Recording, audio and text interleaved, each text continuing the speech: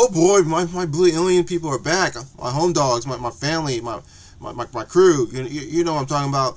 The Avatar movie. The people with all the airbending shit, right? Yeah. Oh wait, I forgot. They're not blue. Oh wait, shit, they're not blue. What the fuck? Oh, wrong movie. Avatar: Fire and Ash. The trilogy that James Cameron making, not the Nickelodeon cartoon. I get those mixed up all the time. Yeah, a lot of people get them mixed up all the time. I forgot. Even though there is blue on Aang's ball ass head with that arrow going down, but I'm not talking about that blue. I'm talking about these blue, people right here, right here, right here, right here. Right? You know what I'm talking about. You seen the poster. Avatar: Fire and Ash. Saw this in IMAX the day it came out. Love the movie. 3 hours and 17 minutes long.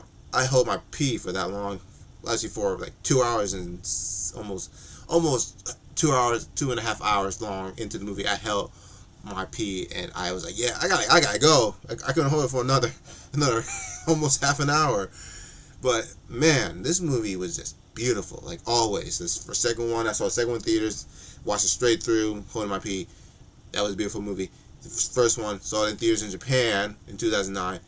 Really beautiful movie. This one, beautiful movie. Even though this is gonna be the lowest billion-dollar movie besides the first two, because I know people were like, yeah, this trailer, I guess they didn't do a lot of good promotion for this, and some of the trailers did kind of not give it that flawless like the first two movies did.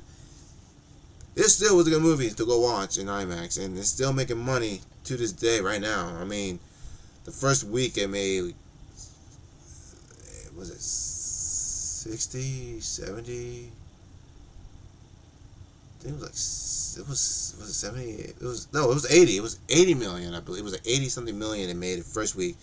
Second week it made 60 something million, and then the third week it made 40 million. So it's still keeping its pace of making its money, and then overseas it's bombing overseas. Not bombing, but I mean bombing. I mean like it's exploding. Like it's going, it's making a lot overseas, which is where it's getting why it's in the billions right now, because of the other countries that it's airing in, especially like China and stuff.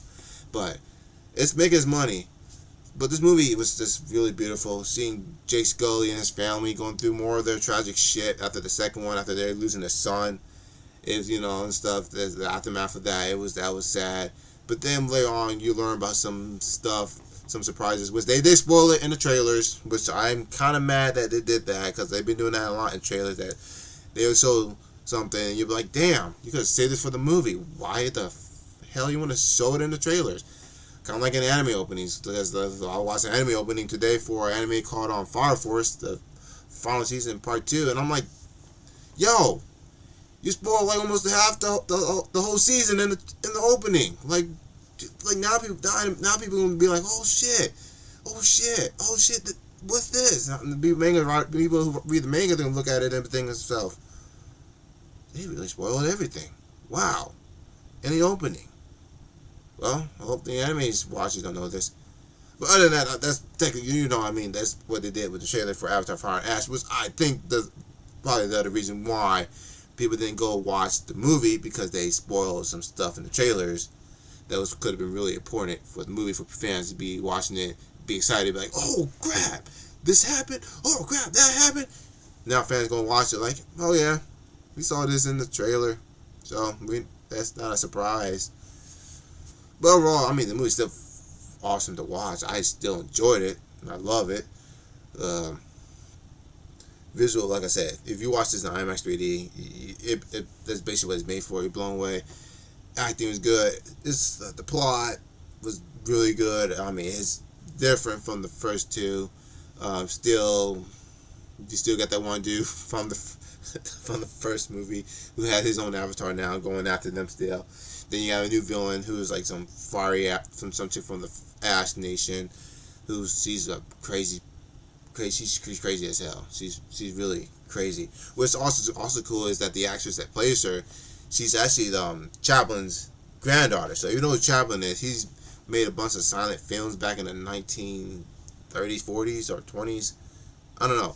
But if you know who, I forgot how his first name was, but that's his granddaughter, and she did a good job playing the villain. And I was surprised. I'm like, oh crap.